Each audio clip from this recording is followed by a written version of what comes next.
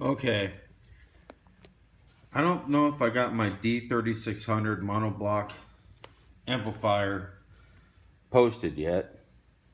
Of course, I'm also running the D800.4 for my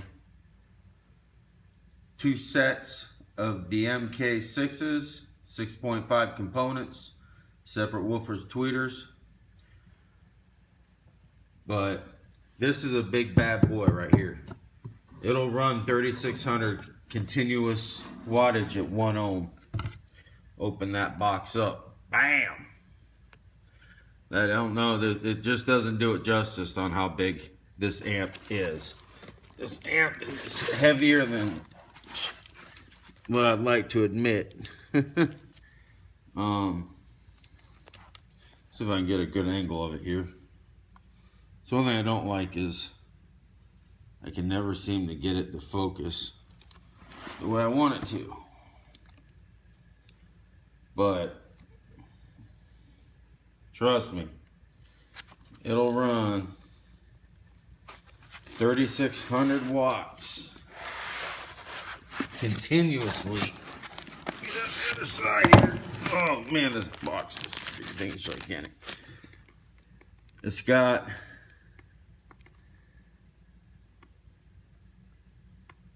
everything you could ever possibly want to have. This thing will run, like I said, it'll run 3,600 watts all day long at 1 ohm. If you have enough juice to power it, to keep it going. But that's just for the one sub. You know, I got all the paperwork and stuff out in the other room. But, like I said, it's the 3600. And of course, right behind it, I got the D800 Hi-Fi 200 watt 4 channel. 800 watts of continuous power. I still have the stickers and booklets in on that one. But that one's, of course, got same stuff on it, except for the fact that it's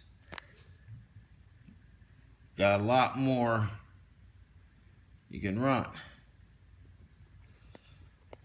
on those. So throw my books and stuff like that. I was reading over the 3600 last night. That's why I didn't get a chance to put the paperwork back in it. But I mean, just look at the difference in the boxes. I mean, come on now. You know, now, today, this came in. Oh, my Lord. This is a you want to talk about sucker that's it's actually kind of funny. This alternator comes with overdrive pulley worth $30. May require 1-inch smaller belt. If squealing sound or belt slipping noise is heard, do not put in the old pulley. I don't even know if I can lift this with one hand. Oh my God, this sucker's huge. It's a 250 amp alternator. Ugh. Back of this thing's a beast.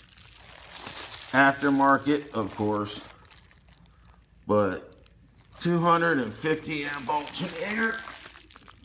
Came in today. Now that is one big mamma jamma. You know, you see the you want to talk about copper? You ain't have to do much to see that copper. 250 amp alternator. Oh, sucker is gigantic. Then of course my MKX, which I've already put a thing on there. Components. 150 watt RMS, 300 watt peaks. I'll be running them more at their peak wattage than anything. Like I said, I got 2 sets of those. All my books are out, reading up on them. Got my professional installer. Only lives about 45 minutes away. He's got his shop all set up.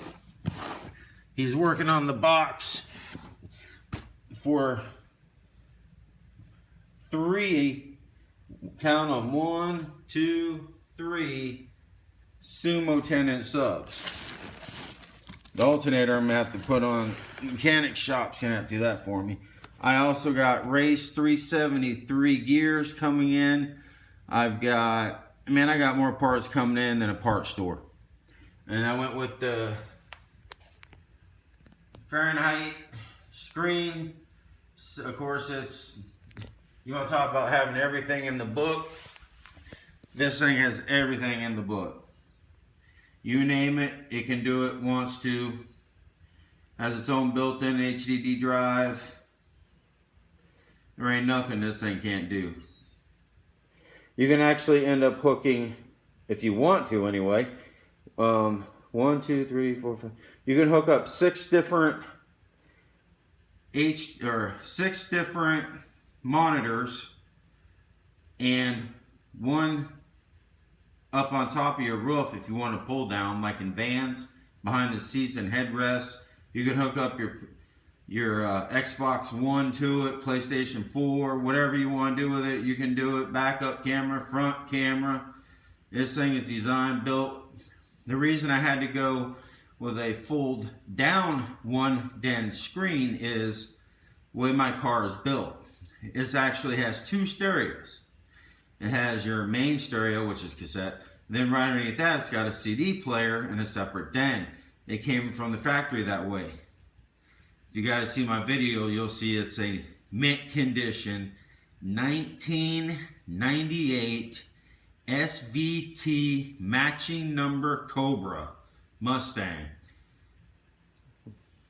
Running at around roughly 475 horsepower at the rear wheels, naturally aspired. But of course that's going to change. I'm going to try to get it up to 1,000 horsepower by the end of the summer. But right now that's what she's running. Had a race last night. Matter of fact, I raced a 2016 Charger, and I got so far ahead of him, he just turned off. Sucker ran out on me. Oh well. But that's all good. But we're talking about stereo equipment stuff here. But yeah, these are my bad boys. We said I got the 2 MKs, 6.5 components.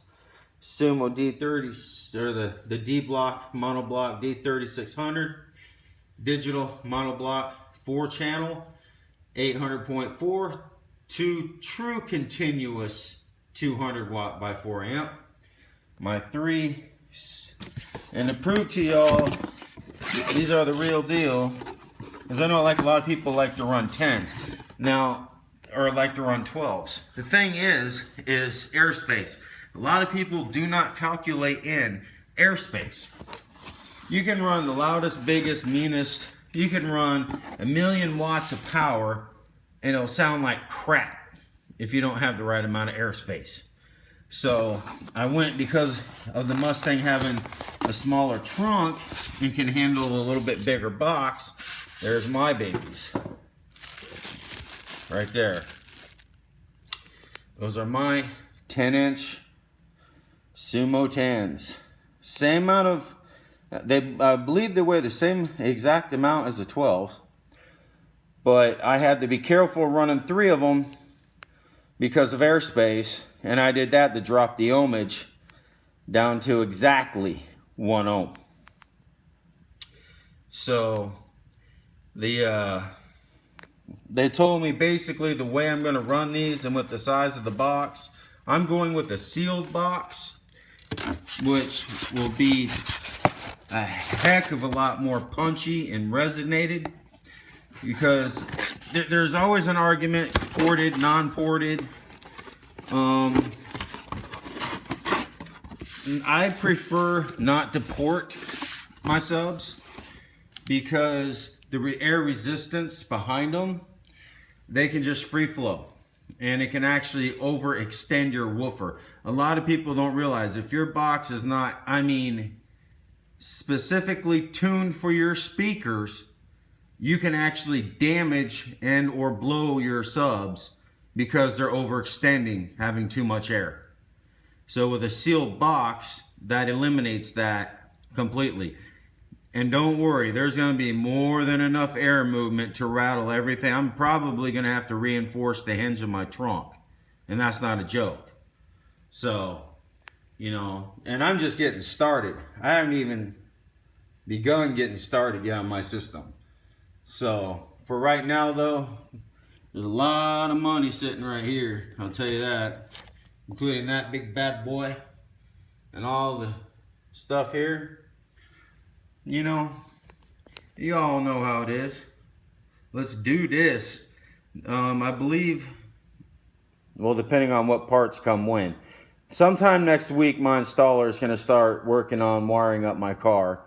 So, depends on what car parts come in compared to what time he's going to be able to do it. It's going to take him at least, because he's got to tear everything apart.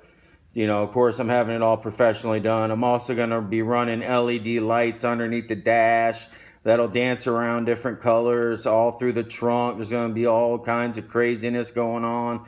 Different LEDs. They'll dance with the music. They'll fade colors in and out depending on bass drops and mid-range and highs. And so he's got to wire all that in, and so, you know, it's gonna be beautiful by the time it's done. And he's also gonna we're gonna see about putting that new fiber optic tubing in. But that stuff can get real pricey real fast. And if you don't do it right, you can see, I mean, it'll look absolutely horrible during the day, but at night look like freaking, like you're in the middle of a dance club.